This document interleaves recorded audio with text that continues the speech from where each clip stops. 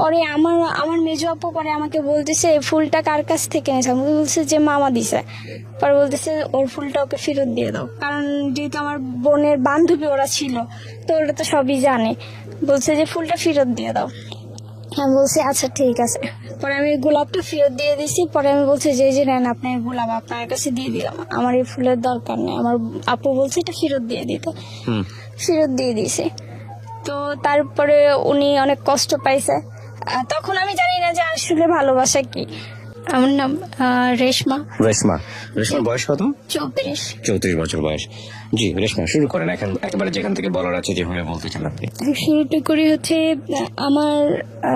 আমরা 5 বোন, আমার কোনো ভাই নাই, আর আমি হচ্ছি 3 নাম্বার। আচ্ছা। আর আমার বড় 2জন আর আমার ছোট 2জন। আমার আব্বু ছোটবেলা থেকে দেখতাম যে কখনো বাড়িতে আমি তাকে পাই নাই, আমি তাকে দেখি নাই, কিন্তু বাসায় থাকতো না। পরবর্তীতে আমি জানতাম যে আমার আব্বু মানে মুদি দোকান, মানে মুদির ব্যবসা আছে আমাদের। আচ্ছা। কিন্তু আসলে সেটা না। পরে এটা আমি জানতে পারছি আরো অনেক বড় যখন হয়ে গেছি, তখন জানতে পারছি যে আসলে আমার আব্বুর মানে কোথায় দোকান ছিল বা কি মানে কি করতো, ব্যবসা কি করতো সেটা। তো যাই হোক, তখন আমি এতটুকু বুঝি যে ওইটা বন্ধ হয়ে গেছে। ওই ব্যবসা যখন বন্ধ হয়ে গেছে তখন আমাদের অবস্থা খুবই খারাপ হয়ে গেছে। আচ্ছা। আর তার আগে ছোটবেলা থেকে একটু দোষী ছিলাম আমি, মানুষের সাথে ঝগড়াঝাটি এগুলা খুব বেশি করতাম, এগুলোর প্রতি ইন্টারেস্ট খুব বেশি ছিল আমার। তো কেউ কিছু বললে তো তাকে তখন রাস্তার মধ্যে মাইর দিতাম, দিয়ে চলে আসতাম। আচ্ছা। মারধর করে চলে আসতাম। পরে বলতো যে তোর আব্বুর কাছে বিচার দেবো। পরে বলতাম যে আমার আব্বুকে তো আমি নিজেই দেখি না সকালে ঘুম থেকে ওঠে, তো তোরা কিভাবে দেখবি আর তোরা কিভাবে বিচার দিবি।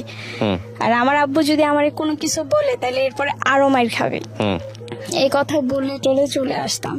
তো এভাবে লাইফটা কাটে। তো ছোটবেলা থেকে আমার ফ্যামিলির মানুষ, আমি যে একটু দোষ, একটু রাস্তার মধ্যে খেলাধুলা করতাম বিধায় হয়তো বা জানি না কি কারণে আমার প্রতি মানে বিশ্বাস আস্থাটা হয়তো ওরকম ছিল না। মানে কার? ফ্যামিলি মেম্বারদের বলতে কি আমার মার বিশেষ করে ওরকম এটা ছিল না। তো ছোটবেলা আমাদের সম্পর্কে মানে আমার ফুফাতো বোনের আপনার ননাসের ছেলে, তো সম্পর্কে আমার মামা হয়। তো ওনাকে নিয়ে উনি আমাদের সাথে খেলতো। ওই সময়টাতে যে ছোট ছোট পোলাপান আছে না 7-8 বছরের, আমার থেকে বয়সে যারা বড়, তো ওরা হচ্ছে তাকে নিয়ে আমাকে অনেক কিছু বলতো। আর দেয়ালের মধ্যেও লিখে দিছিল যে তার নামের সাথে আমার নাম অ্যাড করা বা অনেক কিছু। বয়স কত? আমার বয়স তখন কত হবে, 5-6। আপনাকে নিয়ে ওনার নাম জড়িয়ে দিয়ে পাশ দিয়ে লিখতো দেয়ালের মধ্যে? লিখতো। তো আমার মা কোনো কিছু চিন্তা ভাবনা না করে না আমাকে অনেক মারছিল। এই জিনিসগুলি আমার খুব মনে আছে যে আমাকে অনেক মারছিল, আমার হাতের মধ্যে অনেক মারছিল। পরে আমি বলছি যে আমি তো জানি না এগুলি কে লিখছে বা এগুলি কিভাবে কে লিখছে সেটা তো জানি না। পরে যখন জানতে পারছে তখন কে লিখছে বা কি আসলে বিষয়, আগে আমাকে মারছে, তারপরে এটা যাচাই করতে গেছে যে আসলে কে বলছে বা কে লিখছে। পরে যখন যাচাই করতে গেছে, তো যাচাই করার পরে ওদের ফ্যামিলি থেকে বিচার টিচার দিছে, বিচার করছে। পরে ওই ভাড়াটিয়া এখান থেকে চলে গেছে। তো এরপর থেকে তার সাথে আমি আর যখন আস্তে আস্তে বড় হতে থাকি, তো আমার ওই মামার সাথে আমার কোনো রকমের কোনো কথাবার্তা বা কোনো কিছু হয় না। সে আসলে আমি শরমাইতাম বা আমার কথা বলতে ভালো লাগতো না। আর ছেলেদের সাথে এমনিতেও পরে কথা বলো, যে মাইর খাওয়ার পরে কথা বলা বন্ধ করে দিছিলাম, যে বলবো না, কারণ ওদের জন্য মাইর খাইতে হয় এই কারণে। তো এগুলা বন্ধ করে দেওয়ার পরে আস্তে আস্তে যখন বড় হই, তখন মনে হয় যে আপনার ক্লাস 6-এ পড়ি, এইরকম একটা সময়ে। তো আমারও উঠতি বয়স, আর হচ্ছে সেও মোটামুটি বড় হয়ে গেছে আমার ওই মামা। তো উনি আমাকে পছন্দ করতো। তো আমি ওই সময়েও আমি জানি না যে আসলে পছন্দটা কি জিনিস বা এগুলি সম্পর্কে আমার কোনো নলেজই ছিল না। পরে একদিন ওনাকে আবার আমার এলাকারই আমার আন্টি, তারপর হচ্ছে আমার যারা তো বোন ছোটটা আছে, ও আবার অনেক পছন্দ করতো। তো সম্পর্কে মামা হইতো কিন্তু তারপরও পছন্দ করতো। হুম পরে একদিন উনি আমাকে একটা ফুল দিছে। তো আমাকে ফুলটা দেওয়ার আগে উনি বলছিল যে আমার বোন বা আমার আন্টি বলছিল যে মামা এই ফুলটা কার জন্য আনছেন। বলছে আমি যাকে ভালোবাসি এই ফুলটা যার হাতে দেখবা মনে করবা যে আমি তাকেই ভালোবাসি আর তার জন্যই আনছি। হুম তো এগুলো বলার পরে ওরা মানে দেখতেছে যে আসলে কাকে দিবে, ফুলটা কার জন্য আনছে। পরে ফুলটা আমার হাতে দেখছে, দেখার পরে ওনারা বলছে যে আল্লাহ, এত ছোট মেয়ের লাস্টে দিয়া মানে পছন্দ করার মতো আর কাউকে পাইলো না, এত ছোট একটা মেয়েকে। হুম পরে আমার মেজো আপু পরে আমাকে বলতেছে এই ফুলটা কার কাছ থেকে নিয়েছে। আমি বলছে যে মামা দিছে। পরে বলতেছে ওর ফুলটা ওকে ফেরত দিয়ে দাও, কারণ যেহেতু আমার বোনের বান্ধবী ওরা ছিল তো ওরা তো সবই জানে। বলছে যে ফুলটা ফেরত দিয়ে দাও। আমি বলছি আচ্ছা ঠিক আছে। পরে আমি গোলাপটা ফেরত দিয়ে দিছি। পরে আমি বলছি যে এই যে নেন আপনার গোলাপ, আপনার কাছে দিয়ে দিলাম, আমার এই ফুলের দরকার নেই। আমার আপু বলছে এটা ফেরত দিয়ে দিতে, হুম ফেরত দিয়ে দিয়েছে। তো তারপরে উনি অনেক কষ্ট পাইছে। তখন আমি জানি না যে আসলে ভালোবাসা কি। পরে বলতেছে যে তুমি ফুলটা ফেরত দিয়ে দিলা। আমি বলছি যে হ্যাঁ, এটা রাইখে আমি কি করবো, এটার এই তো আপনি যার জন্য আনছেন তাকে দেন। হুম পরে যাক এগুলি সব চলে গেছে। তো এইভাবেই আর কি আমার সময়গুলি কাটছে। এরপরে যখন আস্তে আস্তে ক্লাস 7-এ উঠি তখনও বান্ধবীরা দেখতাম কানা ঘুষা করতো, ভালোবাসা সম্পর্কে কথা টথা বলতো, আমাকে জিজ্ঞেস করতো কি রে লাইফে এমন কোনো কিছু এখনো হয় না। বললাম যে আসলে না, আর এগুলা কি জিনিস, একজন আরেকজনকে মানে কি, এটা ভালোবাসাটাই কি জিনিস, এই জিনিসটা তো আমি আসলে জানি না। পরে রাস্তা দিয়ে যাওয়া আসার সময় অনেকেই বিরক্ত করতো এলাকার, আর ওদের বাড়ি পর্যন্ত গিয়ে আমি বিচারও দিয়ে আসতাম যে আমাকে রাস্তার মধ্যে কিছু বললে। পরে গিয়ে তাদেরকে বিচার দিয়ে আসতাম, যাই যে যাইতেছি আপনার বাড়িতে গিয়ে বিচার দিয়ে আসতে। একদিন আপনার যে শুক্রবার হলে তো আগে যে বাংলা টেলিভিশনে ভিটিভিতে আপনার ছবি দেখাইতো আগে, তো এই ছবিগুলি পুরো মানুষ ভরে যাইতো ঘরে ছবি দেখার জন্য ওই সময়। তো আপনার যে আমরাও দেখতাম ছোটবেলায়, এগুলা দেখার জন্য প্রায় পাগলই ছিলাম। পরে রাস্তা দিয়ে যাওয়ার সময় এক ছেলে আমাকে আমি দৌড়াইতেছি মানে অ্যাড দিতেছে, তো দৌড়ে দোকানে যাচ্ছে, দোকান থেকে বাসায় আসবো। পরে এইভাবে হাতে করে আমাকে ধরে রাখছে, পরে এইভাবে আটকায় রাখছে রাস্তা। পরে আমি বলছি যে আপনি রাস্তা আটকাইছেন কেন, এইভাবে দৌড়াইতেছো কে, তুমি তো পড়ে যাবে, ব্যথা পাবে।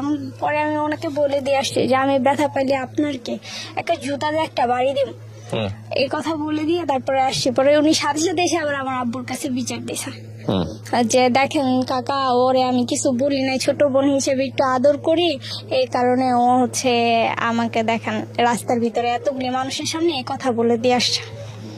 পরে আব্বু বলতেছে মানুষের সাথে এইভাবে খারাপ ব্যবহার করে কেউ রাস্তাঘাটে, ওরা বড় না তুমি ছোট না, তাই ডাক দিছে রে কিছু কে রাস্তার মধ্যে এইভাবে হাতি করে দাঁড়ায় থাকবো। আর যদি হ্যাঁ শরীরের সাথে আমার ধাক্কাটাই লাগতো তখন কি, তো পরে বলছে আর এইভাবে মানুষের সাথে খারাপ ব্যবহার করো না। পরে বলছে যে আচ্ছা ঠিক আছে করবো না। পরে এগুলা বলে আবার চলে আসছে। তো যখন ক্লাস 7-এ তখন একটা ছেলে আমাকে পছন্দ করতো আমার এলাকারই, আর ও আমাকে পছন্দ করতো কি, ওর অনেকের সাথে রিলেশন ছিল, মানে আমাদের বাড়ির পাশের বাড়ির অনেকের সাথে রিলেশন ছিল। আর এগুলি আমি পিএনগিরি করছি, এইসব সম্পর্কে আমি পিএনগিরি করছি, আমাকে দিয়েই করাইছে, এটা গিফট আইনা দিত তাদেরকে, আমাকেই দেখাইতো এগুলি। তো আমি বলতাম যে এটা না ওইটা, আবার ওর আন্টির কাছেই পড়তাম, মানে প্রাইভেট পড়তাম তো আন্টির কাছেই পড়তাম, তো একসাথেই পড়তাম মাঝে মধ্যে, আবার কোনো সময় বেচ সময় আলাদাও ছিল। তো ওইগুলি করার সময় আপনার হচ্ছে ওই আস্তে আস্তে মানে যখন এত কিছু করছে বা এত কিছু, তখন আস্তে আস্তে এই জিনিসগুলি সামনে আসছে যে আসলে ভালোবাসা কি। তখন বুঝতে পারছি, যেহেতু পিয়নগিরি করতেছি, একজনের চিঠি আদান প্রদান করতেছি, তার মানে তো একটু নলেজ হয়েছে তখন। পরবর্তীতে এগুলি করতে করতে পরে একদিন ওর বন্ধুরাই বলতেছে যে তুই কি দূরের করতেছ, তোর সামনেই তো আছে মেয়ে, তো তাকে পছন্দ না করে সিলেকশন না করে এত দূরে গিয়ে সম্পর্ক করার কি দরকার। পরে বলতেছে যে কাছে কে কয়ে যে ওরে দেখোস না, ওকে দেখতে শুনতে কম। পরে বলতেছে ও যে দোষী, ওর যে ডাইনি, রাস্তাঘাটে কি না কি কয়ে বয়, এটা কি কোনো গ্যারান্টি আছে? ওর তো কোনো বিশ্বাস নাই। কয়টা আস্তে আস্তে পরে ঠিক হয়ে যাবো দেখবি। পরে একদিন আমাকে প্রপোজ করছে। পরে আপনার বয়স কত তখন আপনাকে যখন প্রপোজ করেছে? আমার বয়স, আমি তখন ক্লাস 7-এ পড়ি আর কি। অ্যাকচুয়ালি বয়সটা হয়তো কত হবে, 15-16 হবে এইরকম। পরে আমাকে বলতেছে, পরে আমি বলছি যে এইগুলা কি? পরে বলতেছে হ্যাঁ আমি তোমাকে পছন্দ করি। ওই সম্পর্কে কি হতো আপনার জানি? ও হচ্ছে আমার সম্পর্কে আমার মানে পার্শ্ববর্তী ঘরে, মানে আমাদের বাড়ির আগে ওদের বাড়ি, তারপরে কিন্তু সম্পর্কে কি হয়? ভাই। মানে কেমন ধরনের ভাই? এমনি এলাকার ভাই। হ্যাঁ, এমনি রক্তের কোনো কিছু না আর কি। ওকে। তো পরে বলতেছে আমি তোমাকে পছন্দ করি। পরে আমি বললাম যে এটা কেমন কথা, তুমি কয়জনের সাথে রিলেশন করো এগুলি সব আমি জানি, আর আমার বান্ধবীও তোমাকে পছন্দ করে সেটাও আমি জানি, এই সব কিছু আদান প্রদান আমিই করছি, তারপরে তুমি আবার এই কথা কেমনে বলো? পরে বলতেছে আমি জানি না এত কিছু, আমি তোমাকে পছন্দ করি। বলছে এটা কখনোই সম্ভব না, আমি সারা জীবন ভাই হিসেবে দেখে আসছি আর আমি ভাই হিসেবেই দেখব, এখানে আমার অন্য কোনো কিছু হবে না। পরে বলতেছে যে যদি আমার ফ্যামিলি তোমাকে বলে তাহলে কি তুমি রাজি হবা? পরে আমি বলছি যে না, এগুলা হচ্ছে পরের সাবজেক্ট, এই সব বিষয় নিয়ে এখন আর আমার কোনো মাথা ব্যথা নাই, মানে এখন আমি এগুলি নিয়ে ভাবতেছি না। তখন ওইখান ছোটবেলার ওই দোষীপনা থেকে তখনকার যে সময়টা আমার, যখন ক্লাস 6 বা 7-এ পড়ি, তখন যে আপনার নাচ গান টান এগুলি নিয়েই থাকতাম বেশি। তো খুব ভালো নাচতেও পারতাম, অনুষ্ঠানও করতাম বাড়িতে। তো ওগুলির প্রতি মানে মনোযোগটা একটু বেশি ছিল, এই উগ্র এইসবের প্রতি না। পরে আমি তাকে বলছি, পরে আমার মেজো আপুকে আবার ও বলছে এই কথা যে এরকম আমার বাড়ি থেকেই তাহলে আমার মা বিয়ের প্রস্তাব দেবে। পরে আমার মেজো আপু বলছে যে না, শুধু একজনের চাওয়াতে তো হবে না, চাইতে হবে দুইজনকেই। ও যদি রাজি থাকে আমি ওর সাথে কথা বলবো, যদি ও রাজি থাকে তাহলেই তো হবে, আর যদি রাজি না থাকে তাহলে তো হবে না। এই কথা বলার পরে সে মানে আমার পিছনে মানুষ লাগায় রাখছে। আমি যখন যেখানে যাই, আমি কার সাথে কথা বলতেছি, কি করতেছি না করতেছি, ও সব ফলো রাখতেছে। ইভেন আমার দূর সম্পর্কেরই এক ভাই হয়, মানে বয়সে আমার বড়ই হবে, তবে তুই তো কারি করি আর কি, এইরকমই। ওর সাথে কথা বলতে দেখা ওকে নিয়ে গেছে, মানে আমার সাথে যাকেই কথা বলতে দেখবে ও তাকেই মারবে।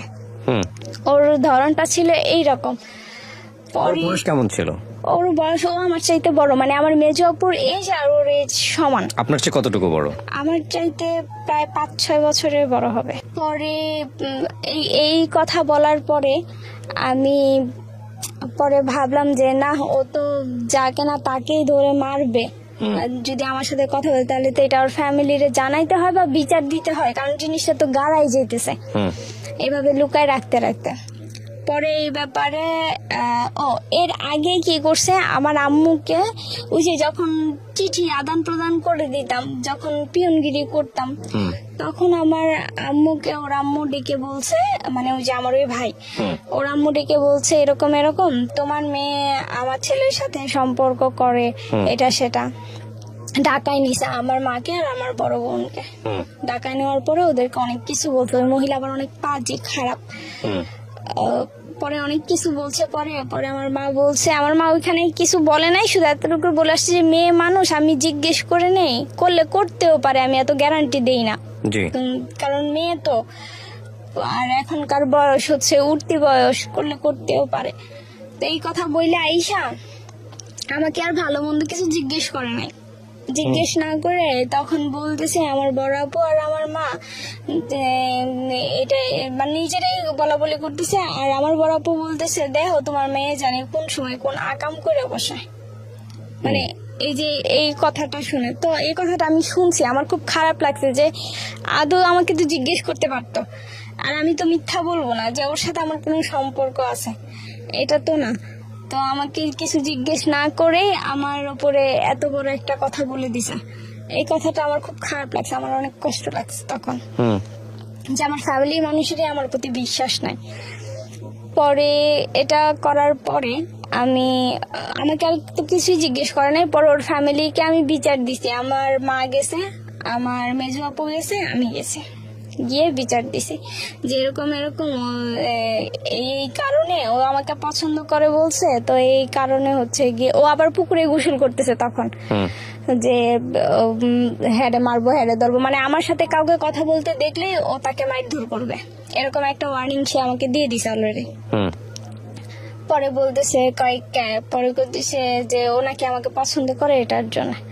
পরে বলতেছে যদি আমার পোলায় পছন্দ করে থাকে তাইলে সমস্যা কি, আমি আনবো এই মেয়ের এই বউ করে আনবো, কারণ মাইয়া কানাও না লুলাও না ল্যাংরাও না, আমার পোলায় যদি পছন্দ করে থাকে তাহলে আলহামদুলিল্লাহ আমি এই মেয়ের এই বউ করে আনবো।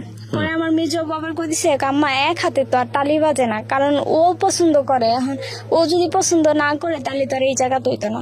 হ্যাঁ এটাও কথা। পরে আমার এই জিজ্ঞেসে যে তাহলে তুই কি কস, পরে আমি কইছি না আম্মা, আমি ওরে ভাই হিসেবে দেখে আসছি, ওই আমার ভাই, এছাড়া আমাদের মধ্যে আর কোনো সম্পর্ক কোনো সময় হইব না। পরে এই কথা বলার পরে ওর মা ওরে রাইকা বলতেছে যে এরকম এরকম তোমার নামে বিচার আসছে, তুমি কি করছো, আর যেটা বলছো ওটা কি সত্যি নাকি, এখন ও তো চায় না, তো তোমার চাই এত কোনো লাভ নেই। পরে ছোট বোন, আমার ছোট 5 নম্বর বোন যেটা, ওইটাকে নিয়ে হচ্ছে আমি ইয়েতে গেছি, স্কুলে গেছি, তখন ওইখানে আমাকে আটকাইছে, প্রাইমারি স্কুলে পড়তে নিয়ে যাই, তো ওইখানে আমাকে আটকাইছে, আটকে দিয়ে বলতেছেন যে তুমি, আমার মা তো বলছিল বিয়ের প্রস্তাব দিছিল, তুমি না করে দিছো কেন? আমি বলছি যে আমি না করবো না, আমি তো পছন্দ করি না। আপনি যখন প্রাইমারি স্কুলে? না, আমার ছোট বোন, আমি তো ক্লাস 7-এ পড়ি। ওকে। তারপরে ও আমাকে আটকে সেখানে বলতেছে যে তোমারে তো আমার বাড়ি থেকে প্রস্তাব দিছেই, তুমি না করে দিছো কেন? পরে আমি বলছি যে আমি ভালোবাসি না, সেই কারণে আমি না করে দিছি, কারণ এই সমস্ত লাইনে আপনি বলছেন? হ্যাঁ, এই সমস্ত লাইনে আমি এখনো যাই নাই, আর কোনো না কোনো দিন তো কারোর সাথে সম্পর্ক করবাই। আমি বলছি যে যদি কখনো আমার মনের ভিতরে এই জিনিস আসে তাহলে হয়তো বা করবো না কেন, করতেও পারি, কিন্তু এখন তো নাই, এখন তো আর আমি এইসব কিছু নিয়ে ভাবতেছি না। পরে বলতেছে তুমি কাজটা ভালো করো নাই, তুমি না করে দিছো, আমার ফ্যামিলি গেছে। কিছু করতো, ছেলেটা কিছু করতো সময়টাতে? না, ওই সময়ও কিছু করতো না, পেশায় কিছুই করতো না, শুধু ওই যে গিটার টিটার এগুলি নিয়ে পড়ে থাকতো আর কি, যখন যেমন চাইতো তখন তাই করতো। ঠিক আছে, এইরকম। তো পরে এই কথা বলার পরে ও বলতেছে আচ্ছা ঠিক আছে, এই কাজটা তুমি ভালো করো নাই। পরে এটা বইলা আমাকে এটা বলে দিল, পরে আমি বাসায় চলে আসছি। ওই দিন রাত্রেবেলা ওর মা ওকে শাসাইছেই না কি করছে জানি না, ও নাকি আপনার বিষ খাইছে। ওকে, বিষ খাইছে, তো এগুলো আমি কিছুই জানি না। বিষ খাইছে, বিষ খাওয়ার পরে নাকি রাত্রে 2টা বাজে ওকে নিয়ে হসপিটালে গেছে, ও আশ করাই নিয়ে আসছে। আচ্ছা, তো ওই যে না করে দিছি, তার ছেলে এই কাজ করছে, এটাই হচ্ছে তার মানে আমার দোষ। আর হচ্ছে এটা নিয়েই উনি অকথ্য ভাষায় মানে গালাগালি, মুখে যা আসছে তাই বলছে, ইভেন আমার বোনদেরকে, আমাদেরকে, মানে আমাকে, আমার ফ্যামিলিকে যা ইচ্ছা তাই বলছে। তো অনেক বছর এটা নিয়ে ওনাদের সাথে আমি কোনো কথা বলি নাই, কোনো কিছু বলি টলি নাই, কোনো সম্পর্ক ওরকম আর ছিল না। পরে এটা চলে আসছি। তো আপনার হচ্ছে যখন আমি ক্লাস 8-এ উঠি, তখন যে আন্টির কাছে আমি পড়তাম, ওই আন্টিরই আপনার বিয়াই হয় আর কি, বিয়াই হয় সম্পর্কে। তো সে হচ্ছে আপনার পেশায় হচ্ছে একজন গিটারিস্ট। ওকে, হ্যাঁ, তার বড় বড় যেহেতু ব্যান্ডের সাথে জড়িত, তার এমন চুল ছিল অনেক বড় বড়। তো তাকে সে আর কি ইটি করতো, গান টান করতো, অত আসতো, কথা টথা বলতো। পরে একদিন তার ইয়ের জন্য আমাকে একটু বলছিল যে এরকম এরকম, আমি ক্লাস হ্যাঁ, এটা থেকে তখন ক্লাস 9-এ উঠছি আমি। জি। আর ও যে মেয়েকে পছন্দ করে সেই মেয়ে ক্লাস 10-এ পড়ে, মানে আমার এক ক্লাস সিনিয়র সে। হুম।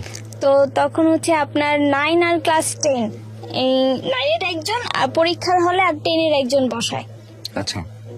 তো আমি ক্লাস 9-এ, ও ক্লাস 10-এ। তো এইভাবেই করতে করতে আপনার হচ্ছে পরে বলতেছে যে এরকম আমার ওই আন্টি যার কাছে আমি পড়ি, প্রাইভেট পড়ি, সে আন্টি বলতেছে এরকম এরকম তোদেরকে একটা কাজ দেবো। পরে বলছে আন্টি কি কাজ দেবেন? বলতেছে যে এরকম এরকম ও তো একটা মেয়েকে পছন্দ করে, আর মেয়েটা হচ্ছে তোদেরই ক্লাসের, একসাথে মনে হয় পরীক্ষা দেবে, ক্লাস 10-এ পড়ে। নাম টাম সব বললো, মেয়ের বিবরণ দিয়ে দিল। পরে বলতেছি যে কোন শাখার কথাও বলে দিল। বলার পরে বলতেছে যে ওই মেয়েটাকে দেখবি, যে আসলে মেয়েটা দেখতে কেমন। বলতেছি যে আচ্ছা ঠিক আছে। তো পরীক্ষার হলে আমি আর আমার বান্ধবী দুইজনই, মানে আমার সিট সামনে আর আমার বান্ধবীর সিট হচ্ছে পিছনে। আর আমার বান্ধবীর সামনে হচ্ছে গিয়ে আবার ওই মেয়েটা বসা, মানে ওর সিট আর আমার বান্ধবীর সিট একসাথেই পড়ছে। ও ক্লাস 10-এ, আমার বান্ধবী 9-এ। তো আমরা দেখছি, এখন আমার বান্ধবী ওকে দেখা তাকাই গেছে, মানে মেয়েটা খুবই সুন্দর, অনেক সুন্দর দেখতে। পরে দেখে তাকাই আছে। আমি পরীক্ষার হলে পরীক্ষা দেওয়া বাদ দিয়ে ওর দিকে তাকায় থাকলে স্যারে তোমার খাতাটা লয়ে যাবো। পরে চুপ করে গেছে, অনেক সুন্দর তো, দেখলে দেখতেই মন চায়। এমনি তাকায় থাকো না। পরে সত্যি সত্যি স্যার এসে ওর খাতাটা নিয়ে গেছে, কারণ দেখছো যে ঘাড় ঘুরাই রাখছে ওই পাশে, মনে করছে যে ওটা দেখা লিখতেছে। পরে যখন স্যার দেখলো যে না ও ক্লাস 9-এ পড়ে, ও ক্লাস 10-এ পড়ে, পরে বলতেছে আবার খাতাটা দিয়ে দিছে ওরে, আবার কিছুক্ষণ পানিশমেন্টও দিছে। তো আমি বলছি, পরে আন্টির আমি বললাম যে আন্টি দেখছি মেয়েটা অনেক সুন্দর। পরে বলতেছে আর ওই সময়ে আপনার হচ্ছে আমাদের স্কুলে একটা কনসার্টের আয়োজন করা হয়েছিল। তারপরে ওই যে ছেলেটার জন্য যে কথা বলতে করছিলাম, পরে ওই ছেলেটাকে আবার আমার ভালো লাগছে। যে ছেলেটা আপনার পিছনে ঘুরতো? না না না, তাহলে ওই যে যাকে যে কনসার্ট করে আমার আন্টি, আপনার জন্য বিষ খাইলো, ওর কি অবস্থা? ওর অবস্থা ওর মতো। বিষ খাওয়ার পর আপনার সঙ্গে যোগাযোগ নাই? না না, আমার সঙ্গে যোগাযোগ নাই। ওই যে অকথ্য ভাষায় তার ফ্যামিলি গালাগালি করছে, এরপরে তো একটা দূরত্ব এমনিতেই তৈরি হয়ে গেছে। আচ্ছা। পরে গিয়ে ওই ছেলেটাকে, পরে আমি যার সাথে লাইফে জড়াইছি সে হচ্ছে, ওর সাথে আপনি জড়ালেন কিভাবে? মানে যার সাথে আপনি লাইফে জড়ালেন, মানে এই যে এটাই, মানে ওই যে পরীক্ষা দিতে গেছে না, তো ওর থেকে পরে আমাকে বলছিল যে কনসার্টে হবে, তো ওই মেয়েটার কে বলতে যে ওই ছেলেটা ওই মেয়েটাকে পছন্দ করে। পরে আন্টি আর আমাকে এটা শিখাই দিছে। পরে আমি বলছি যে এরকম এরকম, ওই মেয়েটাকে গিয়েই বলছি যে আপু আপনার নাম কি এটা? পরে বলতেছে হ্যাঁ। পরে আমি বলছি আপনি ওনাকে চেনেন? পরে বলতেছে হ্যাঁ চিনি। পরে আমি বলছি যে উনি তো আপনাকে অনেক পছন্দ করে, আমাকে বলতে বলছি সেটা। পরে ওই মেয়েটা বলতেছে যে ওনাকে গিয়ে বইলো আপু যে ও আমার পায়ের স্যান্ডেলেরও যোগ্য না। আপনাকে রিপ্লাই দিছে এটা? হ্যাঁ, আমাকে এটা। পরে আন্টিরা আমাকে বলতেছে যে জিজ্ঞেস বলছিলাম। পরে আমি বলছি যে হ্যাঁ বলছি। আসলে কি ছেলেটা পছন্দ করতো? হ্যাঁ, আসলে অনেক পছন্দ করতো। ছেলেটা আপনাকে বলছে? হ্যাঁ, এটা আন্টি সবার কাছেই বলছে। আপনি তো শুনেন না নিজের কানে? আমি নিজের কানে শুনি নাই, কিন্তু পরে যে যখন তাকে রিপ্লাই উত্তরটা আন্টি দিতেছিল, তখন আমরা সামনে, মানে আমরা পড়তে বসছি তো তখন। পরে বলতেছে যে এরকম এরকম, তুমি তো এরকম মানুষকে পছন্দ করছো, এখন উত্তর কি দিছে? পরে বলতেছে ওদের কাছে উত্তর দিছে তুমি নাকি তার স্যান্ডেলেরও যোগ্য না। আচ্ছা। পরে এই কথাটা শুনে ছেলেটা অনেক কষ্ট পাইছে, চোখের পানি টলটল করতেছিল আমাদের সামনেই তখন। পরে দেখলাম যে উনি ওনার কষ্টটাকে হাইড করে গিয়ে উনি হাসতেছে, মানে চোখের পানিটা নিচে পড়তে দিল না, উনি হাসতেছে। ওনার এই জিনিসটা দেখে আমার খুব, মানে আমার মনটা তখন একটু নরম হয়ে গেছে ওনার প্রতি, যে মানুষ এরকমও হয়, এত কষ্টের পরে কিভাবে নিজেকে হাইড করে নিল। পরবর্তীতে এইভাবে পরে আস্তে আস্তে আস্তে তখনই আপনার ওনাকে ভালো লাগে? হ্যাঁ, ওনাকে ভালো লাগছে। আস্তে আস্তে আপনার হচ্ছে ইয়েতে গেছি, অনেকেই আমাকে অফার করছে এমনি, কিন্তু আমার জন্য কোনো বিয়ের ঘর কোনোদিনও আসে নাই ভাইয়া। তো যখন আসছে উনি পরে নানান ভাবে মানে রং নাম্বারে ফোন দিয়ে দিয়ে আমি ওনার সাথে কথা বলতাম। আচ্ছা। আর এই সুবাদে হচ্ছে আমাদের একটা জায়গা রাখতে গিয়ে আমার মা অনেক টাকা ঋণ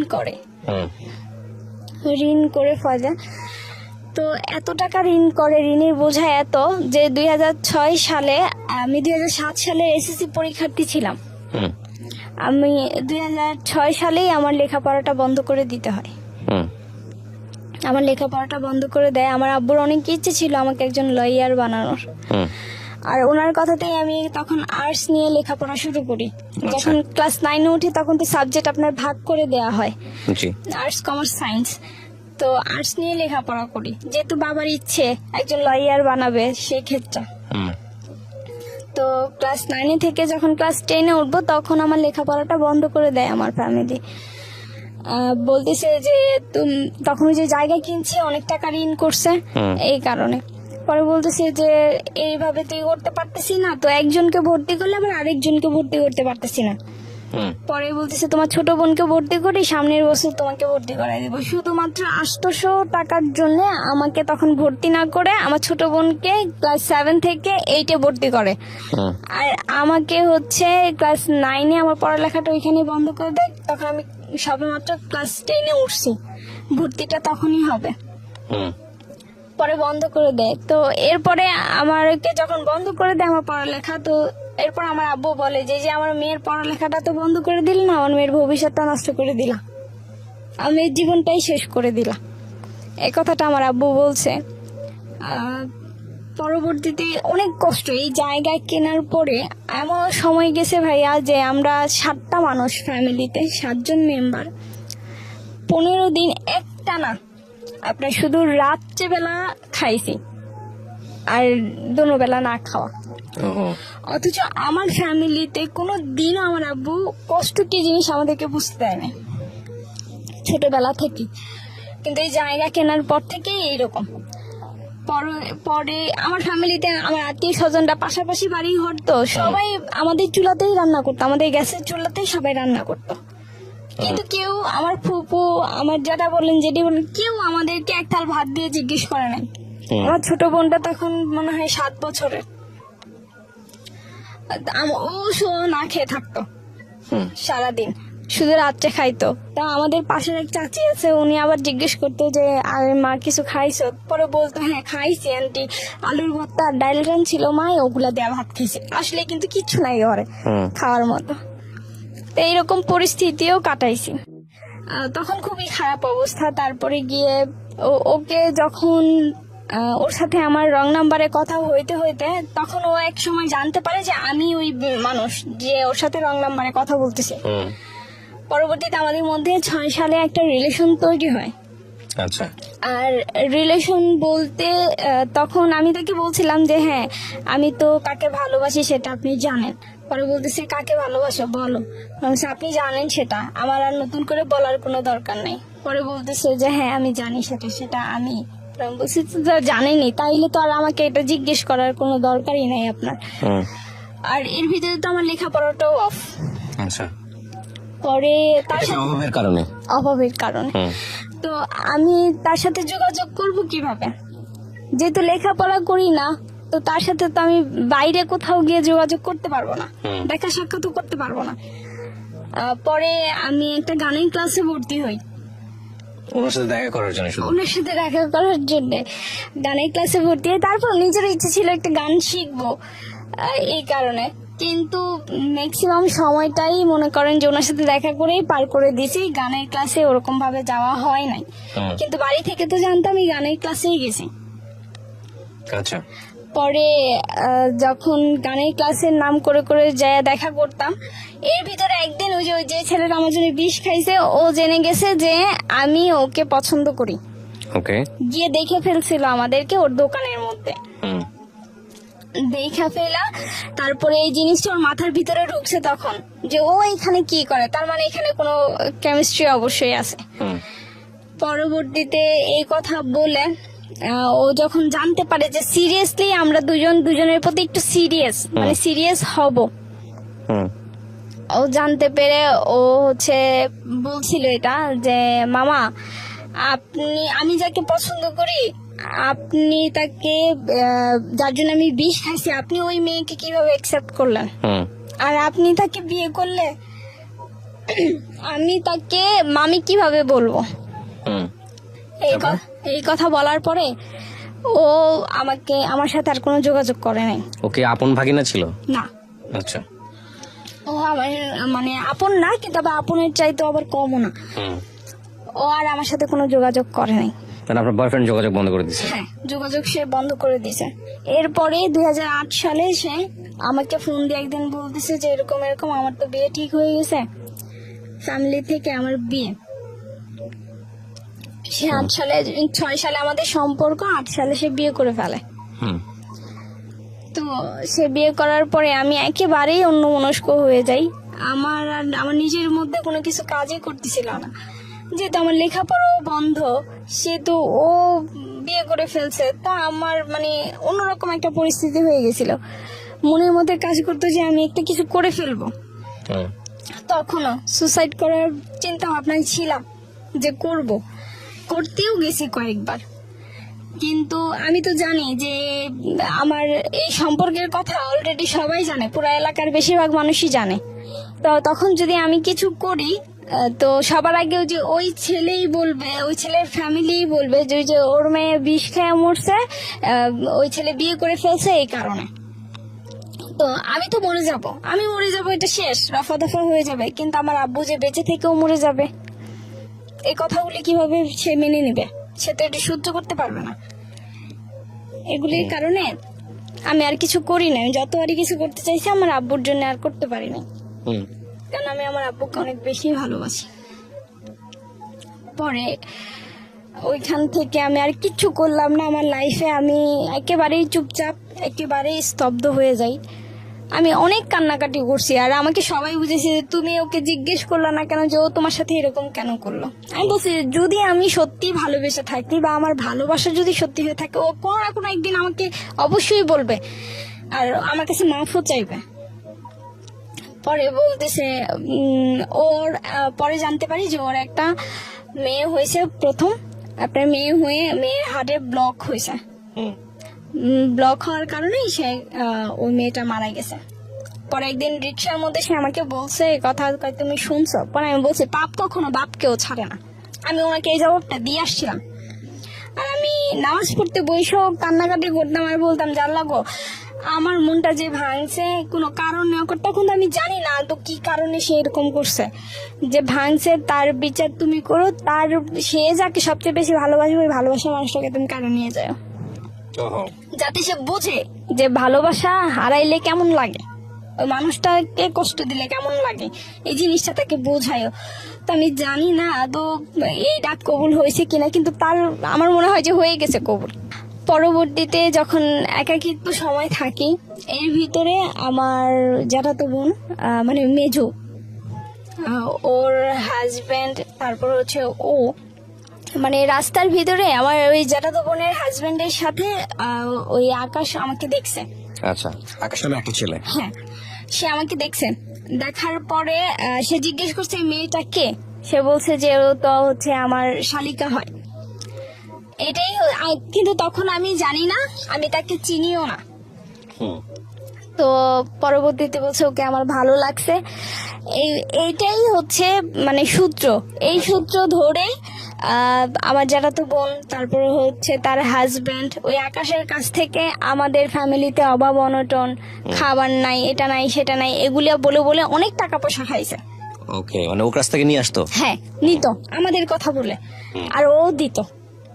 ঠিক আছে, ও দিত, কিন্তু এগুলি কিছুই আমি জানি না। ওকে, আমি এই সম্পর্কে কিছুই জানি না। আর ওই আকাশকে হচ্ছে গিয়ে আবার একজন এলাকারই একজন প্রতাপশালী লোক, সে হচ্ছে ছোটবেলা থেকে পালছে, নিজস্ব কোনো বাড়ি ঘর এখানে কিন্তু নাই, কিন্তু ওই লোকের দাপটে সে আমার সাথে যা করার করছে। অনেক টাকা পয়সা ছিল আর অনেক আদর করতো, তো এই কারণে আরো বেশি করতে পারছে। ওকে, পরে এই কথা বলার পরে ওনারা টাকা পয়সা খাইছে, এটি করছে।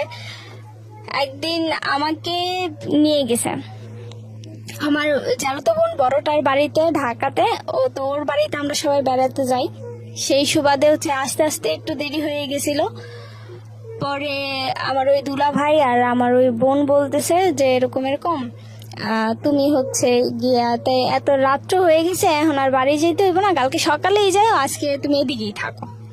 পরে আমি বললাম যে না, আমি তো কোনোদিনও মানে বাইরে কোথাও গিয়ে ঘুমাই নাই, আমার অন্য কোথাও ঘুমানোর অভ্যাস নাই, আমার ঘর ছাড়া আমার ভাল লাগে না, আমি থাকতে পারবো না।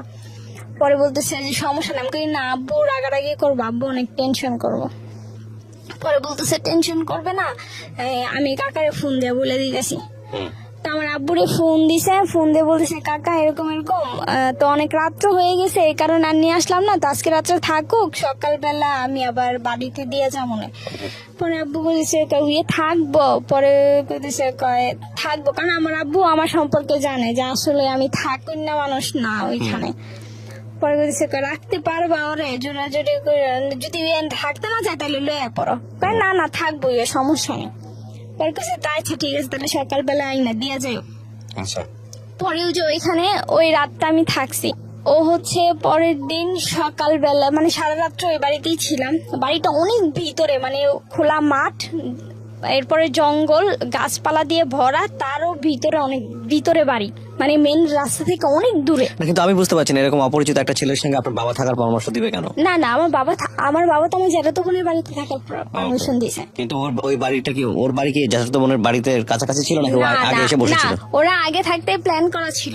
আপনি তো জানতেন যে আপনি এই ছেলেটার সঙ্গে? না, আপনি জানতেন না? না। ওকে, তাহলে ছেলেটা আসলে কিভাবে? এই ছেলেটা আসছে হচ্ছে গিয়ে যে আমার যারা তো বোনরাও যে আমার নাম করে করে ওর কাছ থেকে টাকা খাইছে। ওকে, সো ওই ছেলেটা এভাবে আসছে। হ্যাঁ হ্যাঁ, তারপর ওইভাবেই আসছে। তো এরা তো প্ল্যান করেই রাখছে। কতদিনে তো আপনি ওই ছেলের সঙ্গে বোধহয় সম্পর্কে জড়াই গেছেন না না, তখনও জড়ান নাই? না না, ওকে ফাইন। হ্যাঁ তখনও জড়াই নাই, আমি তো জানতামই না এই বিষয়ে। আর ওরা যে টাকা পয়সা খাইতেছে আমি এগুলোও কিছু জানতাম না। ওকে, তারপর পরে ওই দিন রাত্রিবেলা কোনো কিছু হয় নাই, তো এগুলো তো ওনাদের প্ল্যান করাই ছিল। রাত্রিবেলা কোনো কিছু হয় নাই, আপনার সকালবেলা যখন ঘুম থেকে উঠছি হাত মুখ ধুইছি, পরে দোকান থেকে চা এনে দিছে, পরে চাটা খাইছি। এখন আমি রেডি হব, আমি বাসায় চলে আসব। আমি বলতেছি যে আমি বাসায় চলে আসবো, আমি আর ওইখানে থাকবো না। পরে বলতেছে আচ্ছা যাইবা, তোমার বাইরের দোকানটা বন্ধ করুক, একটু পরেই তোমার বাড়িতে নিয়ে দিয়ে আইবা। তা আমি দোকানে যাই, যা তোমার বাইরে পাঠাই দিতেছি, তোমার বাইরে তোমার বাড়িতে নিয়ে দিয়ে আসবো। মানে আমার যারা তো বোন এই কথা বললো আমাকে। আমি যারা তো বোন এই কথা বলার পরে তো বাড়ি খালি, বাড়িতে আর কেউ নাই। আমি এক রুমে বসেছিলাম, তো একটু পরে দেখি একটা ছেলে ঢুকলো ঘরে, মানে আকাশ ঢুকলো ঘরে, ঘরে ঢুকার পরে সে হচ্ছে বাইরে থেকে পরে আমি জানি না কে কি করছে, দরজাটা বন্ধ করে দিছে, মানে ছিটকিনি আপনার লাগাই দিছে বাইরে থেকে। বাইরে থেকে ছিটকিনি লাগাই দেওয়ার পরে সে হচ্ছে আমার সাথে অনেক বলা নাই, কথাবার্তা কিচ্ছু না, শুধু মানে আমার সাথে মানে ধস্তাধস্তি শুরু করে দিছে। তাই বলছে আপনি কে, মানে আমি যে ওইখান থেকে চিল্লাইলেও কেউ শুনবে না, কারণ ওইখানে বাড়ি ঘর নাই সামনে। পরে আমার সাথে এরকম করতেছে, বলছে আমি তো আপনাকে চিনি না, আপনি কে, আর আমার সাথে এরকম করতেছেন কেন, আমার বোন কই, আমার দুলা ভাই কই। পরে বলতেছে যে সমস্যা নাই, তুমি আমার চিনো না, আমি তো তোমার চিনি, তুমি তো আমার কাছ থেকে টাকা পয়সা নিছো। আচ্ছা। পরে বলছে আমি টাকা পয়সা নিচ্ছি, মানে হ্যাঁ তোমার ফ্যামিলিতে এই সমস্যা প্রবলেম, কিস্তি দিতে পারে না, তোমাদের ঘরে খাবার নাই, এগুলি বলে তো তুমি তোমার বোন রে দিয়ে তো আমার কাছ থেকে টাকা পয়সা নিয়েছো। পরে আমি বলছি আমি তো আপনাকে চিনি না, আপনি কে সেটা তো আমি জানি না, আপনাকে তো আমি চিনি না, তাহলে আমি কিভাবে নিলাম, আপনি কি কোনোদিন আমার নিজের হাতে দিছেন, আমাকে দিছেন? কয় না, তোমার বোনের হাতে দিছি। আমাকে তো তাহলে তাকে গিয়ে ধরেন, আপনি এই সমস্ত ব্যাপারে তারা আপনি আমাকে কিছু বলতে পারেন না, যেটা আপনি আমাকে সরাসরি দেন নাই। পরে এই কথা বলার পরে সে হচ্ছে আমার সাথে অনেক জোরাজুরি করে, ইভেন সে আমাকে একটা সময় গিয়ে সে আমাকে করে ওইখানে। এই প্রথম ভাইয়া কেউ আমার শরীর করে। পরে হচ্ছে যে আমার তখন অবস্থা খুবই খারাপ হয়ে যায়। পরে আমি বলতেছি যে আমি চলে যাবো এখান থেকে, আমি এখানে থাকবো না, আমি চলে যাব। পরে ও বের হয়ে গেছে। পরে দেখলাম কে মনে হয় দরজা খুলে দিছে, ও বের হয়ে গেছে। পরে আমার বোন এসে বলতেছে যে যা হয়েছে হয়েছেই, মানে এরকম বুঝালো যে তারা কিছু জানে না, তারা কিছু জানে না এই ব্যাপারে। তো তাদের দরজা বন্ধ করলো কে আর খুললো কে, তারা কিছু নাই জানে। পরবর্তীতে কান্না করতেছে, বলতেছে বাড়িতে এই সমস্ত ব্যাপারে কিছু বইলো না, যা হওয়ার হয়েছে আমি দেখতেছি এই জিনিসটা। পরে আমি আর বাড়িতে কাকে কি বলবো, কারণ তখন যে আমি ওর বিরুদ্ধে কোনো অ্যাকশন নেবো, আমার ফ্যামিলি ভাত খাইতে ভাত পায় না, আমি কিভাবে নেব? কারণ আমার ফ্যামিলির তো ওরকম টাকা পয়সা কিছু নাই। পরে আমি কোনো অ্যাকশন বা কোনো কিছু নেই নাই। এরপর থেকে ও সব সময় আমাকে ব্ল্যাকমেল করে যাচ্ছে যে এরকম হয়েছেই তো, তাইলে আমাকে কেন বিয়ে করবে না? ছেলেটা বিয়ে করতে যাচ্ছে আপনাকে, আকাশ? হ্যাঁ, আমাকে কেন বিয়ে করবে না? বলছি যে না, আমি বিয়ে করব না, যা হয়েছে তো আমার লাইফে হয়েছেই, কিন্তু তারপর আমি বিয়ে করব না। তো আমি আর আমার বান্ধবী মিলে কোথাও ঘুরতে যাচ্ছিলাম, ওই সময় রাস্তার ভিতরেও আমাকে আটকাই দিছে। পরে আটকায় বলতেছে রিক্সা থেকে নামো, রিক্সা থেকে আমাকে নামাই দিছে। তো আমি বলছি যে রিক্সা থেকে কেন নামবো? বলতেছে নামো, রিক্সা থেকে নামো, নেমে আসো। পরে পরে বলতেছে রাস্তাঘাটে মানুষ দেখতেছে, ভালোই ভালোই নেমে আসো। পরে নামছি রিক্সা থেকে, নেমে আমি আর আমার বান্ধবীকে একটা ঘরে নিয়ে গেল। সেখানে গিয়ে দেখি যে আপনার হুজুর বসা, তারপরে হচ্ছে আপনার অনেক লোকজন বসা, মানে সে বিয়ের প্ল্যান করে ফেলছে, এখানে বিয়ে দেবে। আর সে এগুলি সব ব্যবস্থা করে দিছে, যে তার ভাই, বলা যে ভাই, সে টাকা পয়সা দিয়ে। পরে হুজুরকে দিয়ে হচ্ছে সে বিয়ে পড়ে। এখন আমি বলতেছি যে আমি তো এখান থেকে চলে যাব। এখন আমি আমার বান্ধবীর বলতেছি যে আমার অজু টজু করাইতে নিয়ে গেছে, আমি তো এখান থেকে চলে যাব। ও আমাকে বলতেছে তুই গেলে তো আমি আটকা পড়ে যাব। তখন আমার কি হইব? মানে আপনাদেরকে কিডন্যাপ করা এক অর্থে?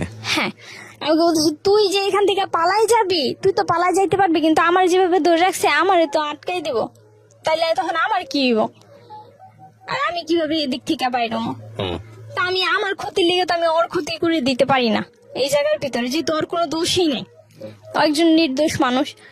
পরে আমি কি চুপ করে গিয়ে বসছি, বসার পরে ওইখানে আপনার কাজী টাজি দিয়ে আপনার বিয়ে পড়াইতেছে। পরে আমি বলছি যে আমি এখন বিয়ে করব না। পরে বলতেছে যে এখন বিয়ে করবা না তো? না, এখন তো বিয়ে হবে না, শুধু কাবিনটা লেখা হবে, বিয়ে পরে হবে, আমাকে এই কথা বলছে। তো আমি বলছি কাবিন লেখা হবে, আমি তো মানে বিয়ে পড়াইতে দেখছি, কিন্তু কিভাবে বিয়ে পড়াই সেটা তো আর আমি দেখি নাই, যে আসলে কাবিন লিখলেই যে বিয়ে হয়ে যায়। আপনি কবুল বলছিলেন? না, শুধু সাইন করছি। সাইন করলে বাংলাদেশের রাষ্ট্রীয় আইনে বিয়ে হয়ে যায়, কিন্তু আপনি কবুল বলেন নাই। আপনি কবুল যদি আপনাকে জোর করেও বলানো হতো তাহলে বিয়ে হতো না। আমি যত জানি এটাই সম্ভবত। শুধু সাইনটাই করাইছিল ওনারা আমাকে দিয়ে। পরে বলতেছে যে তোমার কিচ্ছু বলতে হবে না, তুমি শুধু এখানে একটা সাইন করো। তাও আমি মক্কর ধরছিলাম যে আমি করব না, কিন্তু তারপরেও বলছে যে করো। পরে সাইনটা করাটার পরে ওইখান থেকে চলে আসছি আমি। তো হুজুর ওইখানে ওই কাজী সাহেব বলতেছিল যে এই বিয়ে টিকবে না, অদূর ভবিষ্যতে এই বিয়ে টিকবে না, কারণ এটা যে পরিস্থিতিতে বিয়েটা করাইছে, আসলে এই বিয়েটা কোনো বিয়েই না, আর এই বিয়েটা টিকবেও না, এই কথা বলে দিয়েছে। পরে আমি বাসায় চলে আসছি। এর ভিতরে আমার আব্বু অনেক অসুস্থ হয়ে যায় 13 সালে। আমার আব্বু প্রচন্ড পরিমাণে অসুস্থ। আমার আব্বুর চিকিৎসা যে করাবো ওই টাকাটাও ছিল না ভাইয়া, যে কিভাবে চিকিৎসা করাবো। তো যে বিয়ে করাইছে, ওই যে আমার ভাসুর সম্পর্কে, যে আমার ভাসুর হয়, সে হচ্ছে আমার আব্বুর চিকিৎসার সম্পূর্ণ খরচ দিছে। আর এর ভিতরে আমার এই মেজো আপুর বিয়ের সময় আপনার বাবা কি বললো এই বিয়ের খবর জেনে? আমার আব্বু তখন অনেক অসুস্থ। যখন আমার এই বিয়ের খবরটা শুনে, আমার আব্বু অনেক অসুস্থ তখন। থানা পুলিশ করে নাই? না, আমার ওই যে বললাম ভাত খাইতে ভাত পাই না, থানা পুলিশ কিভাবে করবে? আর আমার আব্বু তো অসুস্থই হয়ে গেছে। আপনার ভাই ছিল কোনো বড় ভাই? না, আমার কোনো ভাই নেই। ওকে। আমরা 5টা বোনই। পরবর্তীতে এই করে আমার মেজো আপুর বিয়ের সময় আমার ফ্যামিলি কিছু টাকা ঋণ করে। আচ্ছা। তো সেই ঋণ শোধ করবে কিভাবে? আমার যারা তো বোন বড়টার কাছ থেকেই টাকা নিছিল। হুম। তো আমার ওই বড় যারা তো বোন আর কি অনেক কিছু বলছে আমার আব্বুকে যে টাকা নিয়ে টাকা দিতে পারে না, উনি দিছিল। পরে উনি আবার অনেক কিছু বলছে, আমার আব্বু অনেক কান্না করছে। তো আমার আব্বু বলছিল যে জায়গাটা বিক্রি করে দিই, এই জায়গায় কিনে এত কষ্ট এত সমস্যা, এই জায়গাটা বিক্রি করে দিই। তো আমার মা বলছে যে না, এই জায়গা বিক্রি করবো না, জায়গার ভিতরে কি আছে আমি দেখা ছাড়বো। ঠিক আছে, পরে এই জায়গা বিক্রি করে নাই। আর আমার আব্বুর এমন অবস্থা, তাও আমার মা জায়গা বিক্রি করবে না, যে আমার আব্বুর চিকিৎসা করাইতে পারতেছি না, তাও আমার আম্মু জায়গা বিক্রি করবে না। পরে উনি আমার ওই ভাসুরি আমাকে টাকা পয়সা দিয়েছে। আমি 40 দিন পর্যন্ত আমার আব্বু জীবিত ছিল। ওকে। 40 অসুস্থ হওয়ার 40 দিন, একেবারে যেদিন পুরো 40 দিন, ওই দিনই আমার আব্বু মারা গেছে 13 সালে। আচ্ছা। আমার আব্বু মারা গেছে। তো যেদিন আমার আব্বু মারা গেছে ওই দিন ওইটা আমার সাথে ফিজিক্যালি কিছু করছে। যেদিন আমার শোক, আমি আমার জীবনের সবচাইতে প্রিয় মানুষটাকে হারাই ফেলছি ওই দিন। পরের দিনও আমি ওই দিন তো কিছুই বলি নাই, আমি শুধু বলছি যে আল্লাহ এমন একটা জানোয়ারের সাথে তাও মিলাই দিলা এমন একটা জানোয়ারের সাথে যে আমার বাড়িতে আমার আব্বু মারা গেছে, তারপরও সে আমাকে ছাড়লো না। পরে আবার সে হচ্ছে গিয়ে পরের দিন আবার, মানে যেদিন দ্বিতীয় দিন, ওই দিন আবার আপনি চাইতেছে। তখন শ্বশুর বাড়িতে মানে ওনার সঙ্গে সংসার করেন? না, ওনার সাথে সংসার তো আমার মনে করেন যে ঠিক মতো হইতোই না। ও কিন্তু আমার বাড়িতেই থাকতো, ওকে। আমার বাড়িতেই আমাকে রাখছে, আমার বাড়িতেই থাকতো। পরের দিন যখন হচ্ছে পরের দিন আবার যখন এরকম করতে চাইছে, কিন্তু করতে পারেনি, কারণ আমি আলাদা ছিলাম না, সবাই একসাথে খাটের মধ্যে ঘুমাইছিলাম। তখন করতে পারে নাই বিধে একসাথে ছিলাম, আলাদা রুম তাকে কেন দিলাম না, এই কারণে সে ওই দিন আমাকে মেরে গেছে। আর আমার সাথে আমার বড় আপু, আমার খালা, আমার আম্মু আর সবাই বসা, মানে সবাই শুয়ে রয়েছে একসাথে ঢালা বিছনা করে। তো হঠাৎ করে ঘুষির আওয়াজ পাইছে, আমার কপালের মধ্যে সে ঘুষাইতেছে, মারতেছে আমাকে, জানোয়ারের মতো অত্যাচার করতেছে। পরে শুধু এই কারণেই যে আলাদা রুম কেন হইলো না, সে কেন কিছু করতে পারলো না, এটার জন্য। পরবর্তীতে সে হচ্ছে আমাকে মারছে। পরে আমার আপু সজাগ হয়ে গেছে, পরে আমার আম্মু সজাগ হয়ে গেছে। পরে আমাকে ওইখানে মাইরা টাইরা রাইখা তারপরে সে চলে গেছে। চলে যাওয়ার পরে সে হচ্ছে আপনার পরে যেদিন 4 দিনের খরচ করবো আমার আব্বুর, ও সেদিন আসছে। পরে আমার যারা তো বোন বলতেছে যে কি জানি কয়, ও বাড়িতে গিয়ে বলছে তোমার না কেমন ভাবে মাইরা গেছে। পরে আমি বলছি যে এই যে নাকের ফুল এই যে খুইলা ফালাই দিলাম, আমি মনে করবো যে আমার হাজবেন্ড নাই, মারা গেছে। ওকে। আমি নাকের ফুল খুলে ফেলে দিলাম। পরে কইতেছে কয় না এই করো না, ও অনেক অনুতপ্ত, যে এমন একটা সময় আমরাও গালাগালি করছি, এখন কি করবা তুই। পরে আমার ওই দুলা কইতেছে তুই আমার অভিশাপ দিস না, তুই অভিশাপ দিলে আমার অভিশাপ লাগিয়ে যাইব, কারণ তোর জীবনটা নষ্ট হওয়ার পিছনে হাত আমারই। আমার ওই দুলা ভাই আবার এই কথা বলছে আমারে। বলছি না আমি অভিশাপ দিব কি, আমি কি আর অভিশাপ দিতাম, এটা আমার ভাগ্য, আমার কপালে ছিল তাই হয়েছে, এটা বলে কাটাই দিছি কথা। পরবর্তীতে হঠাৎ করে আমি 17 সালে আপনার স্ট্রোক করি। এর ভিতরে তো আমাকে শারীরিক মায়ের ধৈর্য এটা সেটা করতোই, ঠিক আছে। তো একসাথে অনেকই মানে থাকি নাই, 3 বছরের বিয়ে হইলেও কিন্তু একসাথে থাকা খুব কমই পড়ছে। আর যখনই করতো যে আমি মাথা ব্যথার যন্ত্রণায় যে টিপটিন ওষুধটা খাইতাম, তো এটা খাইলে শুধু ঘুমাইতাম, তখন আর আমার হুঁশ জ্ঞান থাকতো না, যা হওয়ার তখনই হইতো। এর ভিতরে আমি সজাগ থাকা অবস্থায় কোনো সময় কোনো কিছু হইতো না আমার সাথে।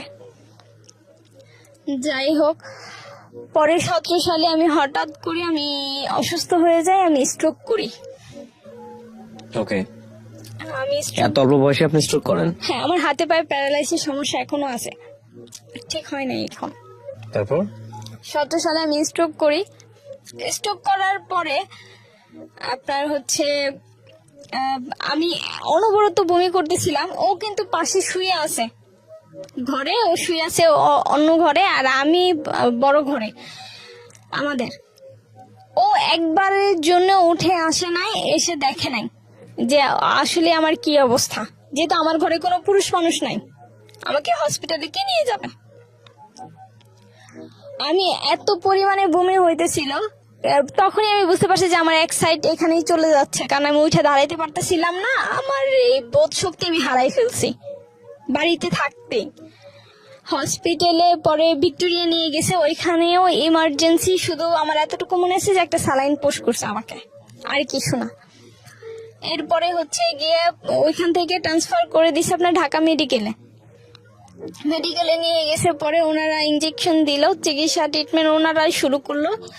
পরে বমি কমে না বিধায় ওনারা কি যেন একটা ইঞ্জেকশন দিল, পরে বমিটা আস্তে আস্তে কমছে। পরবর্তীতে যখন হাত পায়ে আপনার সার দিয়ে দেখতেছে যে আসলে আমার কোনো বোধ শক্তি কিছু আছে কিনা, কিন্তু আমি বুঝতে পারতেছিলাম যে আসলে আমার কিছু হয়ে গেছে, এখানে অনেক বড় ধরনের ক্ষতি হয়ে গেছে। পরবর্তীতে ওনারা বললো যে আসলে হাতে পায়ে প্যারালাইজের সমস্যা হয়ে গেছে। প্যারালাইজ বলতে এক সাইড পুরাই, শুধু হাত পা না, পুরো এক সাইড। পরে 25 দিন হসপিটালে আমি ভর্তি ছিলাম। 25 দিন, এই 25 দিন হসপিটালে ভর্তি থেকে যখন হসপিটালে শুধুমাত্র খরচ দিয়েছিল আপনার, এই হসপিটালে এত টাকা পয়সা খরচ গেছে, শুধু 7,000 টাকা দিয়েছিল, আর সম্পূর্ণটাই ঋণ করা আমার ফ্যামিলির। আর আমার আব্বু মারা যাওয়ার পরে অফিস থেকে 2 লাখ টাকা পাইছিল, তো ওইটা দিয়ে ঋণ টিন যা ছিল সব শোধ করছিল।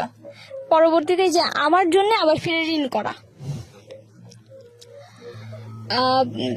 হসপিটালে 25 দিন থাকার পরে যখন আমাকে বাসায় নিয়ে আসা হয়, তখন যখন ডাক্তার রিলিজ করে দেয় যে আমার সমস্যা পাই যে আমার হার্টের বাল্বে প্রবলেম আছে, একটা ছোট হয়ে গেছে চিমা, যে কারণে ব্রেনে ওই রক্তটা আঘাত করছে, পরে আমার ব্রেন স্ট্রোক হয়েছে। পরবর্তীতে বলতেছে যে এখানে আর ওর কোনো চিকিৎসা নাই, ওকে হচ্ছে গিয়ে সোরোয়ার্দি আপনার হৃদরোগ ইনস্টিটিউটে দিয়ে দিতে হবে, ওইখানে ওর চিকিৎসা হবে, যেহেতু হার্টের সমস্যা। পরে ওইখান থেকে ছাইরা দেওয়ার সময় ডাক্তার বলতেছে যে দেখেন আপনার তো ওয়াইফ, আমার খালাতো বোন ছিল সাথে, ডাক্তার ওর সাথেই কথা বলছে, আপনার তো ওয়াইফ, আপনার ওয়াইফকে এখন আপনারা দাম্পত্য জীবন কিছু করতে পারবেন না, কারণ আপনার ব্যাপারে বলেছে। হ্যাঁ আমার ব্যাপারে বলছে যে কিছু করতে পারবেন না, মানে আমার হাজবেন্ডকে, আকাশকে বলছে যে আপনি কিছু করতে পারবেন না, কারণ হচ্ছে ওর অবস্থা ওরকম না, এখন ওর অবস্থা খুবই খারাপ। আপনার তো ওয়াইফ, বিবাহিত ওয়াইফ, ও যদি বেঁচে থাকে তাহলে সুস্থ হইলে আপনি নর্মাল জীবনযাপন করতে পারবেন, এতে কোনো সমস্যা নাই, কিন্তু এখন তো অসুস্থ, এখন আপনাকে এটা বুঝে নিতে হবে, আপনাকে ধৈর্য ধরতে হবে। ওকে ডাক্তার বুঝাই দিল। হসপিটাল থেকে ভাইয়া যেদিন আমি বাসায় গেছি, ওই দিনই ও আমার সাথে আবার, অথচ আমি নড়তে চড়তে পারি না, আমি পুরাই অসুস্থ, আমার নড়ার ক্ষমতাও তখন নাই।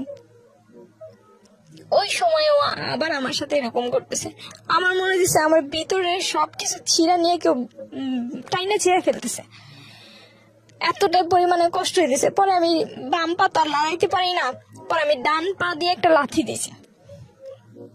এরকম করার পরে ডান পা দিয়ে আমি ওকে একটা লাথি দিছি, ওকে লাথি দিয়ে সরাই দিয়েছি, তারপরেও আমাকে মারধর করছে।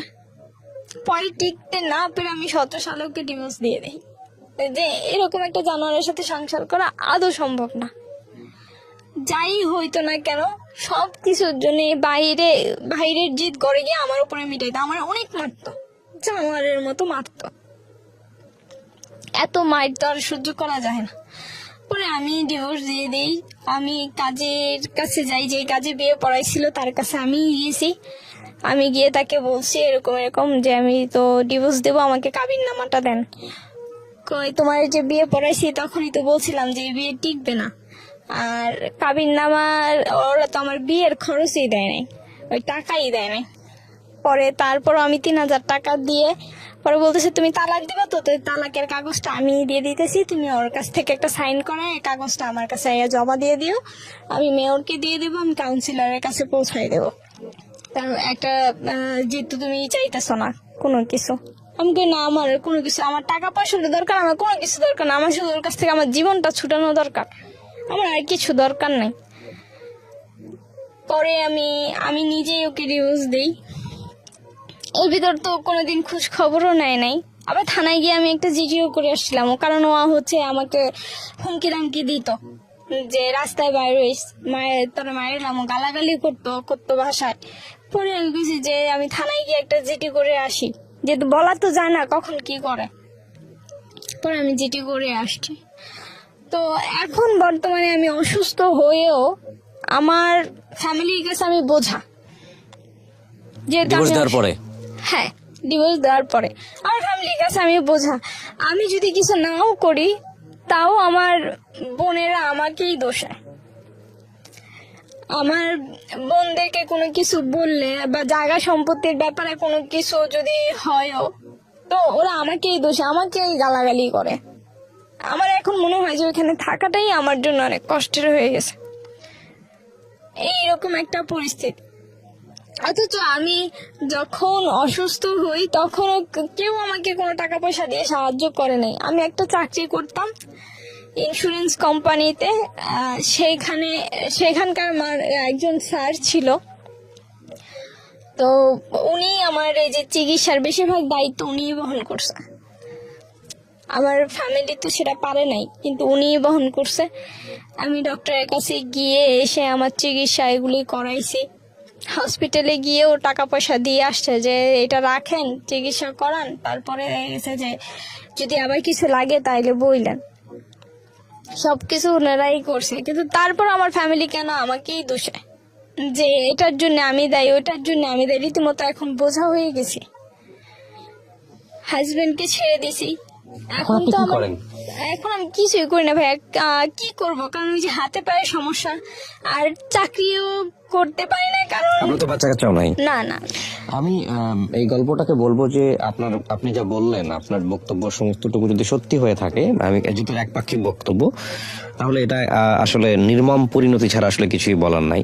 হ্যাঁ, আপনার এই গল্প থেকে আসলে কি বা শেখার আছে আমাদের? তবে এটা ঠিক, আমাদের সমাজে অনেক মেয়ে কিংবা অনেক ছেলেই বিভিন্নভাবে বিনা কারণে বিনা দোষে নির্যাতিত হয়। আমরা ধরে নিব আপনার ক্ষেত্রে সেটা হয়েছে। এখন এখানে বেশ কয়েকটা বক্তব্য আছে। প্রথম কথা হচ্ছে যে এই বিয়েটা ফ্যামিলি থেকে মেনে নেওয়াটা উচিত হয়নি, কিন্তু উচিত না হলেও কি বা করার ছিল, ওনার ফ্যামিলির যে সার্কামস্ট্যান্সেস সেটা জেনে ওনার আসলে কি করা উচিত ছিল। কারণ শিক্ষণীয় বিষয় আসলে একটাই, যে বিয়েটা প্রথম থেকেই ঠিক ছিল না সেটাকে সময় বাড়ানো কোনোভাবেই উচিত হয়নি। এটা যদি জোর করে সে করে থাকে তাহলে সে আইনগত ব্যবস্থা নেওয়া উচিত ছিল। কারণ দিন শেষে দুটো মানুষ একসঙ্গে একই ছাদের নিচে, একজন নির্যাতিত হয়ে একটা সার্টেন পিরিয়ড পর্যন্ত হয়তো বা টিকতে পারে, কিন্তু life long it is definitely impossible. এবং এই